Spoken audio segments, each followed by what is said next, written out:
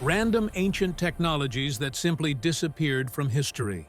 Greek fire, a powerful weapon with ancient technology that changed naval warfare forever.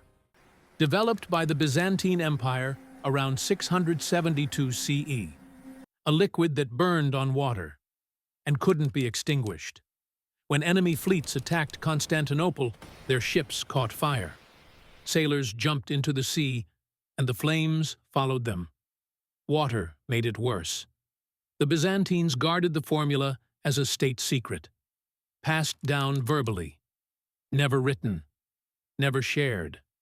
It was launched through bronze tubes mounted on ships, pressurized, projecting liquid fire across the sea, the world's first flamethrowers.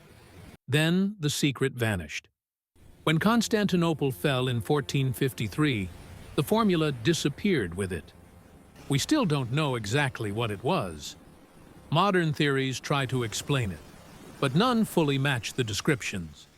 And here's what should make you pause. Greek fire was used for over 700 years, yet not a single recipe survived. That's not just secrecy, that's knowledge erased on purpose. Damascus Steel, the sharpest blades ever forged. Made between 300 BCE and 1700 CE in the Middle East and India. These weren't ordinary swords. They carried flowing, wavy patterns in the metal, and they cut like nothing else. European blades shattered against them. Silk could be sliced in mid-air. The edge stayed sharp far longer than it should. Crusaders saw them and couldn't explain what they were facing. The secret came from Wootz steel, a rare iron ore from India. Smelted at precise temperatures, forged with techniques passed down by memory. Inside the metal were structures that gave it extreme strength, something modern science still struggles to copy. Then it vanished. Around 1750, production stopped. The ore supply changed. The master smiths died. No written instructions survived. We've tried to recreate it. Modern labs, advanced tools. We can get close, but it's not the same. For over 2,000 years, they made these blades by hand. And when the knowledge died, so did the steel. Roman concrete. In terms of hardness, it only loses to stale bread. Because, of course, both get stronger with age. The Romans built structures more than 2,000 years ago that are still standing today. Aqueducts, port walls, buildings exposed to seawater. While modern concrete crumbles in decades, theirs endures. They called it opus cementitium, a mixture of volcanic ash, lime, seawater, and stone. Simple ingredients, extraordinary results. When seawater reacts with volcanic ash, crystals form. The concrete not only hardens but continues to strengthen. Cracks don't spread. They close over time. Modern concrete does the opposite. Water penetrates, steel rusts, structures deteriorate. The recipe wasn't lost because it was secret, but rather with the fall of Rome. The knowledge remained with the builders and engineers. When the empire crumbled, so did the system that preserved it. We only understood why it worked in 2017, 2,000 years later. And this is what remains. The Romans built structures made to last for decades. They are still standing, stronger than when they were built. The Antikythera mechanism, an ancient Greek computer, still awaiting software updates after 2,000 years, discovered in 1901 near the island of Antikythera, a shipwreck from around 100 BC. At first, it looked like scrap metal, a piece of corroded bronze.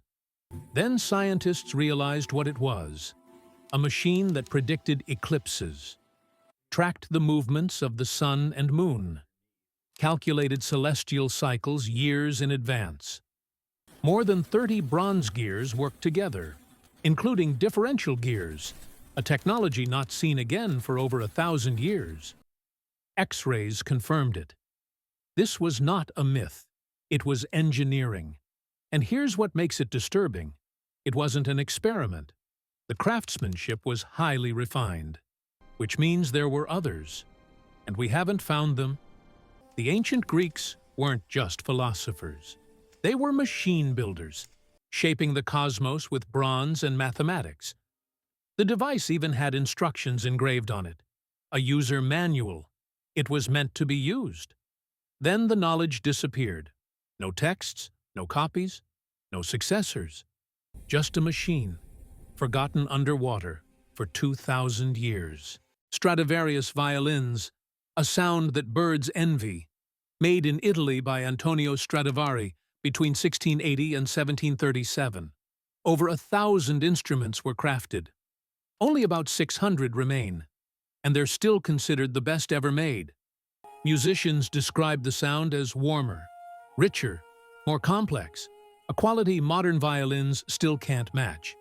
Scientists have tried to explain it. CT scans, chemical tests, wood analysis. Some say it was the wood. Trees grown during the Little Ice Age. Denser, slower growing, now gone. Others blame the varnish. A Stradivari mixture never revealed. But here's what matters most. Stradivari worked entirely by hand, by feel, by intuition. No two violins were the same. Every curve adjusted by experience. And he wasn't alone. Other makers in the same city achieved similar results, which suggests it wasn't one secret. It was mastery. When Stradivari died, that mastery died with him. The Baghdad Battery. Electricity, 2,000 years too early? Discovered in 1936 near Baghdad. A clay jar, a copper cylinder, an iron rod at the center. Dated to around 200 BCE. Fill it with an acidic liquid, vinegar or wine, and it generates electricity. A small current, 1 to 2 volts, enough to shock, enough to electroplate metal. That's where the mystery begins. More than one was found, but no wires, no texts, no explanation. Just objects that could produce power if you knew how to use them. Ancient artifacts show gold layers too thin for simple gilding. So how were they made? Maybe it was accidental, a technique without theory. Or maybe we're still missing something, a piece of the puzzle we haven't found yet. Archimedes' Heat Ray, burning enemy ships with sunlight. Syracuse, 214 BCE. Rome besieged the city. Archimedes was inside. According to legend, he defended Syracuse with mirrors, polished bronze, angled precisely.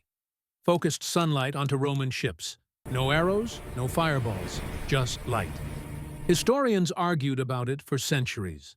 Was it real or myth? Modern tests tried to answer that. In 1973, 70 mirrors ignited a wooden boat. MIT repeated it in 2005.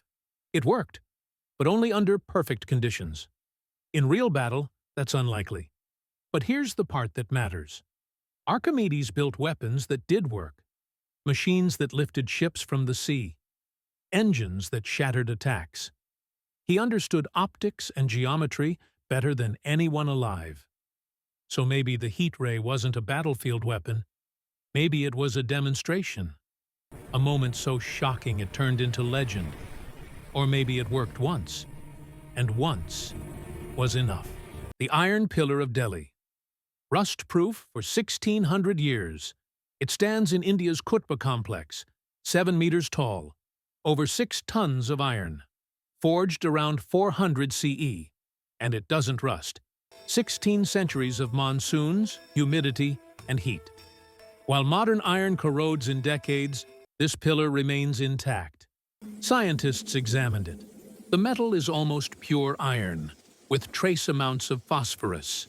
No paint, no coating, just iron that refuses to decay. That phosphorus forms a thin protective layer, shielding the metal from moisture. But here's the mystery. Creating iron this pure in the 5th century required precise control of heat and forging. No blast furnaces, no modern tools. Yet they forge-welded multiple iron blooms into one seamless pillar. And it wasn't a one-time accident. Other rust-resistant iron objects exist in ancient India, which means they knew a method. And then it disappeared. You can still touch the pillar today. Cool metal, barely any rust, and you're left wondering what other knowledge vanished with it. See in the next video.